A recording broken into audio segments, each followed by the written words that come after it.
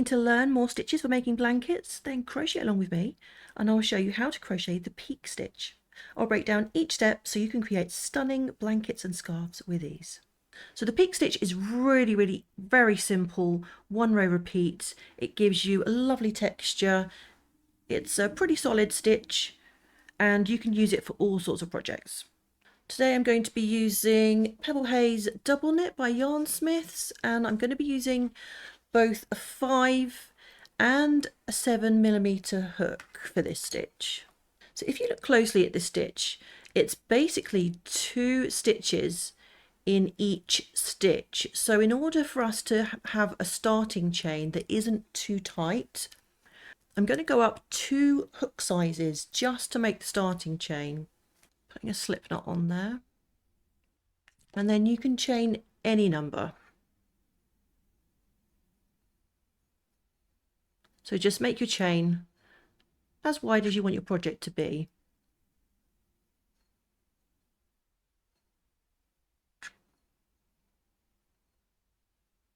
So I'm going to swap back to 5mm hook, and then I'm going to make a chain 2. This is just so that the actual chain, this chain 2 counts as part of your first stitch, so you don't want that to be quite as big as the rest of the chains. So I'm going to yarn over and put my hook into the 3rd chain from the hook, pull up a loop, and I'm going to yarn over and pull through all of those loops. Then I'm going to yarn over, put my hook into the next stitch, pull up a loop, yarn over and pull through 2. That's the first part of a double crochet, but we're making cluster stitches here. So I'm going to yarn over again, put my hook in, pull up a loop, and then I'm going to yarn over and pull through all of those loops. So it's kind of like you're making a cluster with a double crochet and a half double crochet. So we're going to do that in every stitch across. So I'm going to yarn over, put the hook in, pull up a loop, yarn over, pull over 2, yarn over, go back into the same stitch, pull up a loop, and yarn over and pull through all of those loops. I'll do that one more time. Yarn over, put the hook into the stitch, pull up a loop, yarn over, pull through 2, yarn over, put the hook into the same stitch, pull up a loop, yarn over and pull through all of those loops. As you can see, it makes these pretty little cluster stitches, so I'm going to keep going until I get to the end of the row.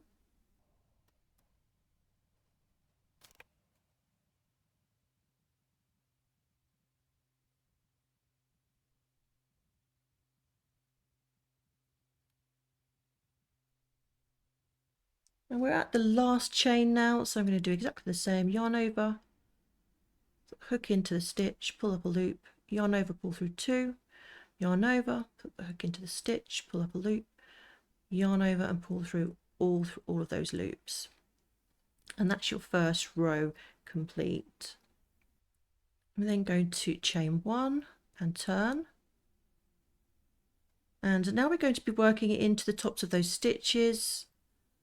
So that first stitch in the previous row was a bit different, but that was just for that one row. So now we're going to yarn over, put a hook into the stitch, pull up a loop, yarn over, pull through 2, yarn over, hook into the stitch, pull up a loop, yarn over and pull through all of those loops. And we're going to work this all the way across.